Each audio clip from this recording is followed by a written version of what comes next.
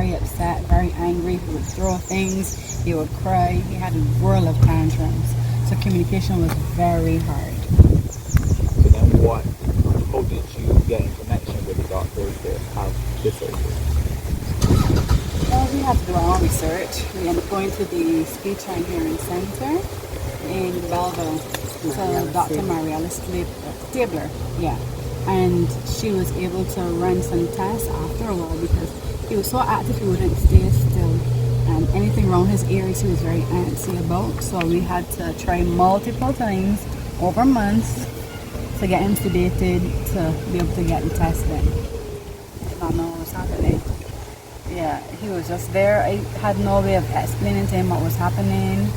I wouldn't know if he would have even understood if I tried. So he was just along for the ride. So now that it is over and has been done, or was done successfully, how are you guys feeling about it? Very excited.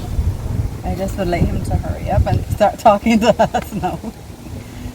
What advice would you give to other parents who might be in a similar situation you guys were? If you think the child can't hear, get tested as early as possible because it takes a very long time to get anything done to actually help the child's way of living. Tiring, frustrating process because I find that things in Barbados health-wise takes very long, and all you're ever hearing is that a waiting list is long, and then when you try to go private it's very pricey, and then also that waiting list is long too. So like she said, the minute you sense something is wrong with your child, try to go ahead and reach out to whoever you need to reach out, because it's not something that's going to be done in a day. It's something that's going to take months. It could possibly even take years, because look at his case. His hearing happened at 2.5 and he's now 6, so there's almost 4 years later before we could get this far. And like she said, it was a kind of a frustrating journey because of all the emotions that he was going through, and everything he went through, we went through, because we were feeling his emotions.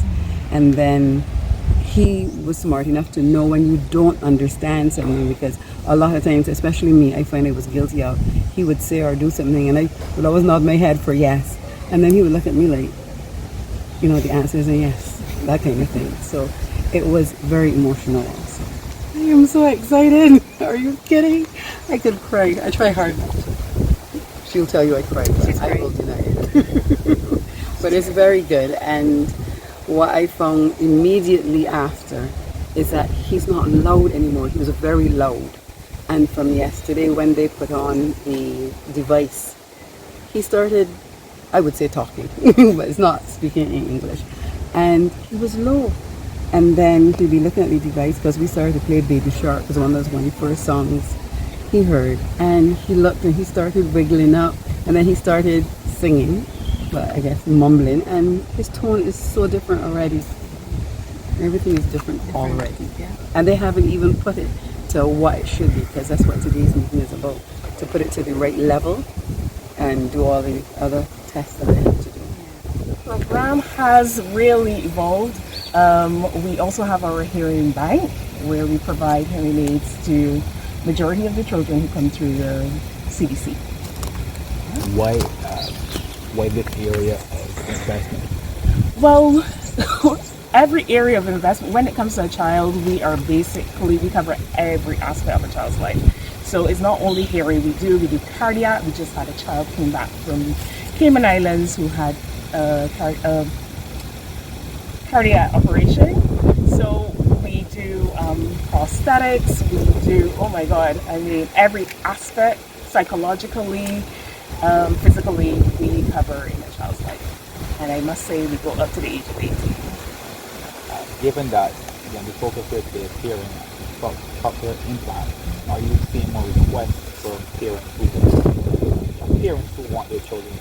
Actually, we have had a decline in children in Barbados born in with hearing deficiencies, or born in deaf, or actually with mild to severe hearing loss. We only yesterday we discovered there's one child in Barbados who was potential for having a cochlear implant. Now, I should say that with cochlear implants, we tend to want to capture these children before they turn 3. So we have invested in a machine at the QEH where we do baby screening. From at birth, the child is screened to see if they can hear. So we realize that there has been a steady decline in children with hearing loss.